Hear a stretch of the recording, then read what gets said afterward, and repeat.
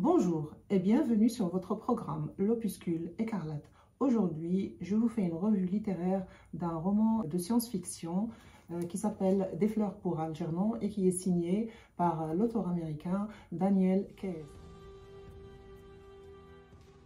J'ai lu ce livre vers la fin de décembre dernier, mais j'ai eu du mal à en parler tout de suite, tellement il m'a bouleversée.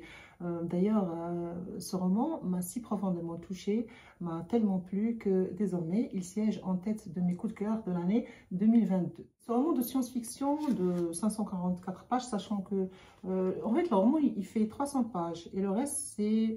Si on veut, c'est l'auteur, il raconte le making of de ce roman, c'est-à-dire comment l'idée lui est venue, comment il a créé les personnages et tout le reste. Et puis vers la fin, il y a aussi la nouvelle originale, parce qu'à la base, ce roman, c'était une nouvelle. Et puis, l'auteur l'a transformée en roman suite au succès qu'elle a rencontré. Et le succès continue, c'est-à-dire bien des années plus tard, étant donné que ce roman a été publié pour la première fois en 1966. Donc, cet opus de science-fiction raconte l'histoire de Charlie Gordon, un attardé mental qui travaille dans une boulangerie et qui est choisi pour participer à une expérience scientifique de chirurgie cérébrale visant à améliorer son intelligence. En fait, cette expérience a déjà été réalisée par le professeur Nemours et Dr Strauss sur une souris blanche de laboratoire qui s'appelle Algernon, d'où le titre.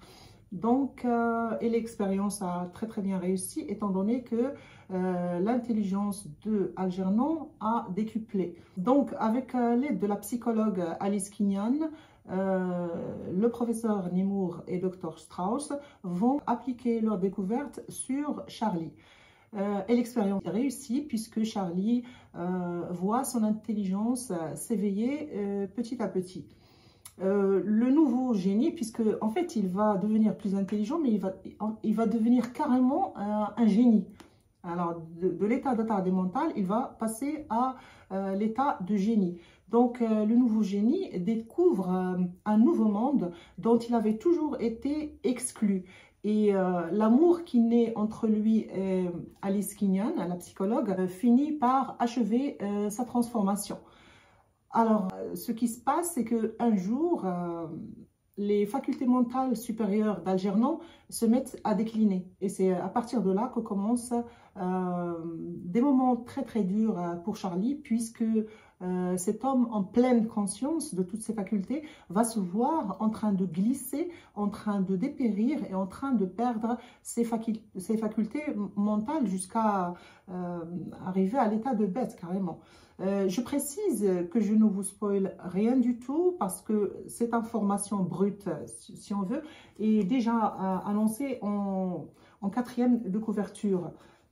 Donc on commence la lecture de ce roman en sachant grosso modo ce qui va se passer, la trame de manière générale, mais le roman est intéressant parce que il faut le lire, il faut le vivre, il faut vivre toutes ces péripéties avec Charlie.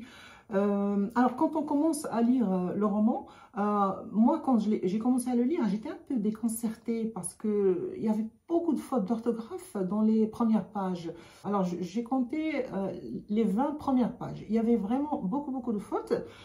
J'étais un peu déconcertée, je n'avais pas compris dès le début, mais ensuite, je me suis rendu compte qu'en fait, c'est Charlie qui raconte l'histoire. Donc l'histoire, elle est racontée du point de vue de Charlie.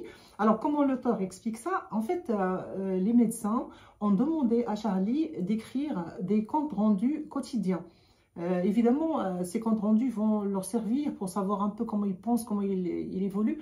Et en même temps, pour nous, lecteurs, ces comptes rendus, parce que tout le roman est formé de ces comptes rendus. D'accord? C'est l'ensemble de ce compte rendu qui forme le roman. Pour nous, lecteurs, ça nous permet de vivre de manière plus tangible et de ressentir de manière plus tangible toute cette évolution qui se passe en Charlie, c'est-à-dire pendant qu'il devient de plus en plus intelligent. Je trouve que l'idée de raconter à la première personne sous la plume de Charlie est vraiment une idée de génie, mais vraiment c'est une idée géniale, j'ai beaucoup apprécié. Pourquoi? Parce que l'histoire nous touche beaucoup plus profondément, nous touche de manière beaucoup plus personnelle. Cela rend l'histoire plus captivante et plus émouvante. Donc cela permet, donc, comme j'ai dit, de ressentir cette transformation mentale qui s'opère en Charlie. Mais également, cette transformation, ce qui va se passer, c'est que cette transformation qui s'opère en Charlie va aussi avoir d'autres conséquences. Les conséquences de cette évolution mentale, notamment en ce qui concerne les relations sociales, les rapports humains. J'ai trouvé le style de Daniel Keyes simple et direct, mais cela ne n'empêche pas d'aborder des thématiques très intéressantes, des thématiques de grande importance telles que l'identité, l'humanité, la condition humaine, et il traite cela de manière pertinente et de manière profonde. Donc un autre point fort de ce roman, Des fleurs pour Algernon, donc c'est sa capacité à susciter une réflexion sur les questions éthiques liées à la recherche scientifique et à l'amélioration de l'intelligence humaine. Le livre met ainsi en avant les conséquences potentiellement négatives d'une telle recherche, notamment les conséquences pour la personne ou les personnes qui en sont les cobayes. Donc ce roman interroge aussi sur les rapports entre les personnes intelligentes et les personnes qui ont des difficultés mentales. Voilà. Donc, Des fleurs pour Algernon, comme j'ai dit tout à l'heure, à la base, il a été écrit sous forme de nouvelle, donc publié en 1959. Ensuite, il a été publié sous forme de roman en 1966. Il a eu beaucoup de prix, notamment le prix Hugo pour la meilleure nouvelle courte en 1960 et le prix Nebula Award pour le meilleur roman. Ce roman a aussi été repris par la télé et le cinéma. Vous pouvez le voir aussi sous forme de film. Moi, en général, quand je lis un roman, en général, ça m'apporte beaucoup. Et puis, j'ai pas besoin de voir le film, en tout cas pas forcément. Mais réellement, je me suis tellement attachée à ce personnage de Charlie Gordon que j'ai cherché à prolonger cette rencontre avec Charlie, et j'ai vu deux versions d'un film, deux reprises cinématographiques. Et voilà, donc si vous êtes intéressé, je peux vous laisser les liens dans les commentaires. Dites-moi en commentaire si ça vous intéresse. Donc comme j'ai dit tout à l'heure, ce roman a été pour moi un vrai coup de cœur, mais réellement un vrai coup de cœur. Je vous le conseille vivement si vous aimez la science-fiction et les histoires émouvantes. J'espère que vous avez apprécié cette vidéo. Dites-moi en commentaire ce que vous en pensez, si vous avez lu déjà le roman ou sinon si vous avez envie de le lire.